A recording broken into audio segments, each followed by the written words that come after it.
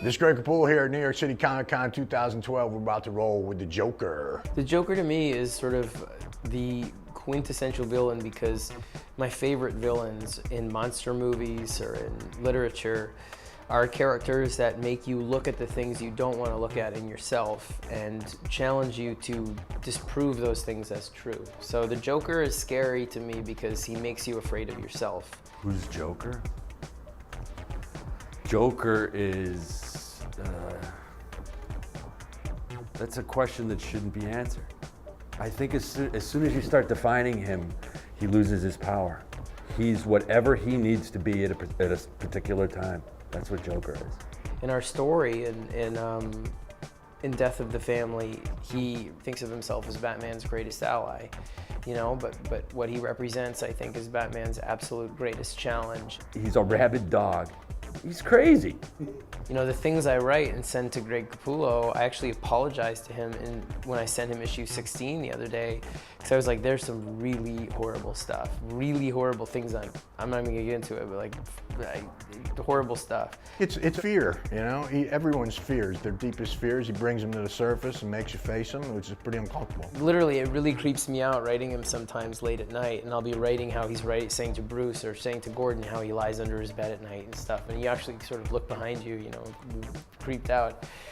More than any other villain, I think you can change him with the times, a lot like Batman. So, you know, he's open for interpretation, and we're starting to see a lot of that now, which is pretty interesting because you're losing elements of the character and gaining new facets. And the reason that Joker's story came about was because I was looking at Batman and the family and thinking, I have young children, and how frightening the world becomes all of a sudden. The things you never thought twice about are suddenly so threatening, and it makes you feel old in some ways. Not old like, oh, I'm so old I can't go out at night. Old like the world is scary.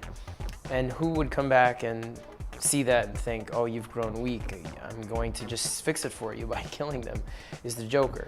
So he represents to me this horrifying, sort of nightmarish challenge to Batman all the time in that way, but to anybody he's up against. Everyone's favorite villains are the ones that really put your favorite heroes through the ringer, you know, and make them look at themselves. And I think Joker, the reason he's so wonderful is that's who he is at his core. I think the Joker without the Joker look may or may not be as successful as he is. I think it's a combined thing, much like it is with Batman.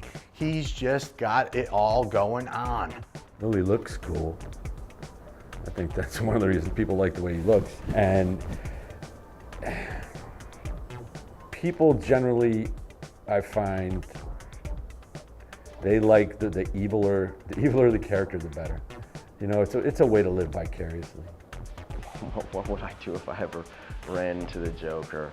I'd tell him if he spared my life, I would find a good plastic surgeon and get his face reattached. I guess I would ask him, like, hey, what's the deal with your face, man? I think part of what makes him so wonderful is the plurality of the character in terms of his origin. And in that way, I think there's so many different versions of him in the present. One really good thing about that character is that many different writers can write him well, you know?